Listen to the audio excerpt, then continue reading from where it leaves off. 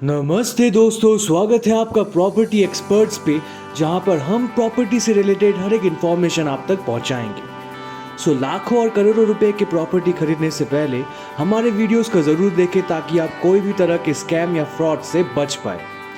आज हम बात करने वाले हैं अबाउट वुमेन रजिस्ट्री और उसके एडवांटेजेस के बारे में। इस वीडियो में हम लोग बात करेंगे कि महिला के नाम पर रजिस्ट्री करने से क्या क्या फ़ायदा मिलता है। हम देखिए, सबसे पहले तो मैं आपको बता दूं कि सबसे जो सामान्य सा फ़ायदा है वो सभी लोग जानते हैं कि महिला के नाम पे जो भी रजिस्ट्री कराता है उसमें कम से कम पैसा खर्च होता है। लेकिन इस वीडियो में हम आपको बहुत ही महत्वपूर्ण टॉपिक पर और उनके इम्पॉर्टेंट पॉइंट्स के बारे में भी बात करेंगे कि महिला के नाम पर रजिस्ट्री कराने से कौन कौन से फ़ायदे हमें मिलते हैं। देखिए, सबसे पहला पॉइंट तो ये है कि महिला के नाम पर जो प्रॉपर्टी रहती है, क्या उसे पृथक संपत्ति के नाम से भी माना जाता है या फिर उसे पृथक संपत्ति मानी जाती है। पृथक संपत्ति का मतलब है कि परिवार से अलग, यानी कि संयुक्त संपत्ति से बाहर। दूसरा ये है कि महिला के नाम पर रजिस्ट्री कराने पर कितने पैसों की छूट मिलती है। तीसरा महत्वपूर्ण बात यह है कि क्या किसी मृतक पत्नी के संपत्ति उनके पति के नाम किया जा सकता है।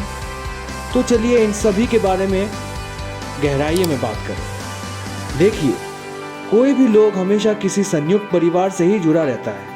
संयुक्त संपत्ति में परिवार के सभी लोगों का बराबर का हक होता है। मान लीजिए अगर कोई व्यक्ति कमा ना रहा हो तब भी उसे अपना हिस्सा संयुक्त संपत्ति में मिल जाएगा। लेकिन एक संपत्ति होता है जिसे हम पृथक अथवा स्वयं अर्जित संपत्ति कहते हैं। स्वयं अर्जित संपत्ति वो होता है जो परिवार से अलग अपने खून पसीने के मेहनत से कमाई जाती है। तो ये दोनों संपत्ति ही बहुत ही महत्वपूर्ण होती है।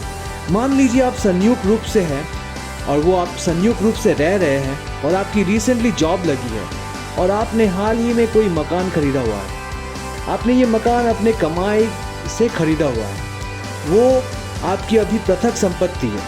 वो मकान आपके नाम पर है। यदि वो मकान जो है वो आपने अपने परिवार के सभी लोगों को नाम कर दिया, तब उन सबको आपके मकान के ऊपर बराबर हक मिल जाएगा। अगर आप अपने संपत्ति का त्याग कर देते हैं तो वो संपत्ति आपके परिवार का हो जाएगा, जिसमें सभी लोगों का बराबर का हक होगा।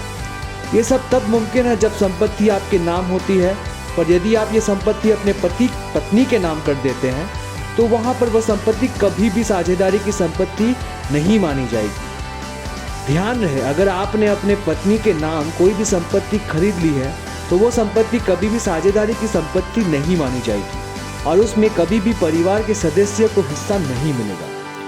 अगर परिवार के लोग चाहे तो वहाँ रह ज़रूर सकते हैं, पर वहाँ उन्हें हिस्सा कभी नहीं मिलेगा।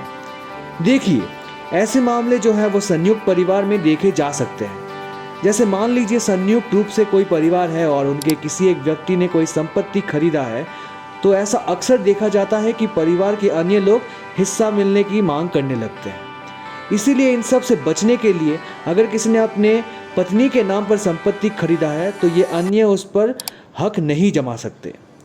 नेक्स्ट पॉइंट ये है कि महिला के नाम पर रजिस्ट्री करने पर कितने पैसों की छूट मिलती है। तो महिला के नाम रजिस्ट्री करने से ज़्यादा नहीं, पर लगभग 2% की छूट मिलती है। देखिए, ये 2% का मूल्य भी रजिस्ट्रेशन के टाइम पर बहुत हो जाता है। कई लाख तक भी इसका भाव बढ़ जाता है।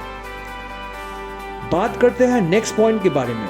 नेक्स्ट पॉइंट ये है कि महिला के नाम पर जो पति ने संपत्ति खरीदा है, वो पत्नी के देहांत के बाद क्या वह संपत्ति पति के नाम हो जाएगी या नहीं। तो देखिए, पत्नी का जो अपना कमाई से किया हुआ वो संपत्ति अपने पत्नी के नाम पे जो उसने किया हुआ है, तो वो संपत्ति उनके पुत्र और पुत्री के नाम पर हो जाएगी, पर वो उनके पति के नाम फिर से कभी नहीं होगी। Thank you so much for watching. Please do watch all our videos to know everything about property. Thank you.